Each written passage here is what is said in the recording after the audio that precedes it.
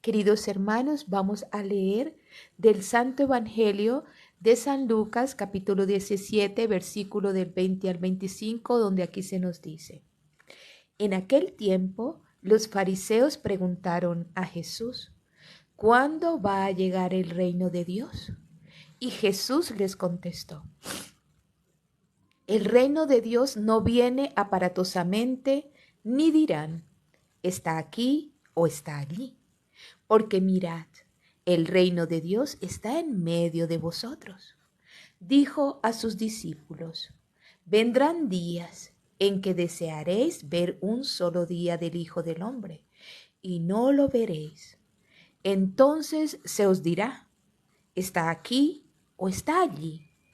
No vayáis ni corráis detrás, pues como el fulgor del relámpago brilla de un extremo al otro del cielo, así será el Hijo del Hombre en su día. Pero primero es necesario que padezca mucho y sea reprobado por esta generación. Palabra de Dios, te alabamos, Señor.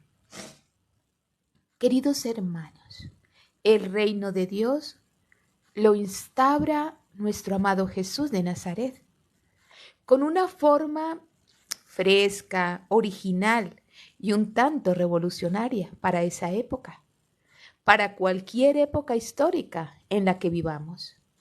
Una forma de vida original que sirve de testimonio y que habla por sí misma, queridos hermanos, sin necesidad de explicaciones, sin necesidad de alardes de grandeza. Jesús, con sus acciones y ejemplos concretos que descolocan al pueblo, todos estos gestos que traen al valle de lágrimas la ternura y la compasión de Dios por sus hijos. Cuando Juan el Bautista, queridos hermanos, está encarcelado, él se hace la siguiente pregunta acerca de Jesús: ¿es realmente Jesús el Mesías, el Dios con nosotros?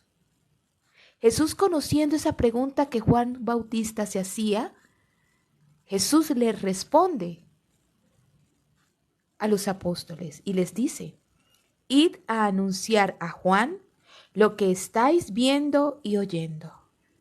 Los ciegos ven y los cojos andan, los leprosos quedan limpios y los sordos oyen, los muertos resucitan y los pobres son evangelizados. Mateo 11 del 4 al 5. Jesús y el reino de Dios, queridos hermanos, van de la mano. ¿Para qué? Para mostrar algo realmente profundo. Dios mira con amor al que está necesitado de su misericordia. De este modo, Jesús deja claro a los fariseos hipócritas que estaban allí que no se trata el reino de Dios de grandes exhibiciones, de estar aquí o allá o en otro lugar físico concretamente, sino que el reino de Dios se hace presente y se ha hecho presente en medio de su pueblo. A los discípulos, a los hijos de Dios, se les lanza un reto concreto. El reino de Dios debe de florecer en medio del pueblo, de las gentes. No se trata, por tanto, de vivir en una serie de claves morales, de vivir aferrados a la ley, siendo radicales, sino que lo que plantea nuestro amado Jesús es algo nuevo, que debe de echar raíces profundas en los corazones de quienes lo siguen. Es vivir en la clave del amor. No creáis que he venido a abolir la ley y los profetas. No he venido a abolir, sino a dar plenitud. Mateo 5:17 se nos enseña aquí. La plenitud, queridos hermanos, en el reino de Dios la da precisamente la vida en el amor. Nadie tiene amor más grande que el que da la vida por sus amigos.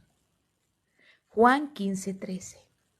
El amor hace que nosotros nos entreguemos hasta las últimas consecuencias por implantar algo distinto. Por nadar, ese amor hace que nosotros también nademos contracorriente, ¿cierto, hermanos? Que hagamos esfuerzos sobrehumanos para que germine la compasión en medio de tantos escenarios en donde solo se hablan o se vive en medio de la oscuridad y de la muerte. Queridos hermanos, es así como la acción de Jesús, cuando se envía esta acción a través de los apóstoles a Juan el Bautista, que está encarcelado, y le dicen todo lo que Jesús envió a decirles, es allí donde coinciden con la liberación, con la sanación, con la vida en el amor que implanta el reino de Dios en esta tierra. Y es allí donde Juan se da cuenta que el reino de Dios está en medio de nosotros. Esto es lo que se nos plantea a nosotros sobre el reino de Dios. El reino se parece a un tesoro, queridos hermanos.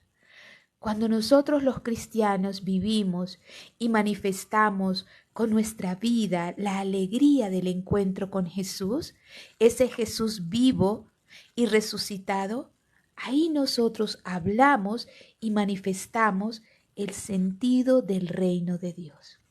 Para ello, queridos hermanos, hay que abrirse al don de la sabiduría de Dios. No vivir en clave de cumplimiento de la ley al estilo de los fariseos, ya que no es fácil comprender el nuevo planteamiento de vida que Jesús nos propone, ¿cierto? Su reino de amor. Para ello se ha encarnado Jesús. Para ello se ha hecho uno de nosotros. Y habla de ese anuncio de pasión, muerte y resurrección como la clave de vivir centrado en una entrega total de la vida de nosotros, como lo hizo Él, entregó su vida por amor a Dios y a la humanidad. De este modo, el que se siente discípulo es un instrumento en las manos de Dios. Es un instrumento en las manos del Señor.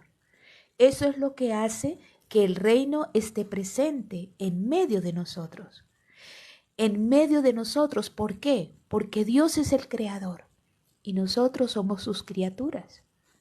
Estamos trabajando por implantar algo nuevo, guiados por Dios. Señor, te pedimos que tu reino esté presente en medio de nosotros. Siempre es nuestra humilde súplica. Amén, amén, amén.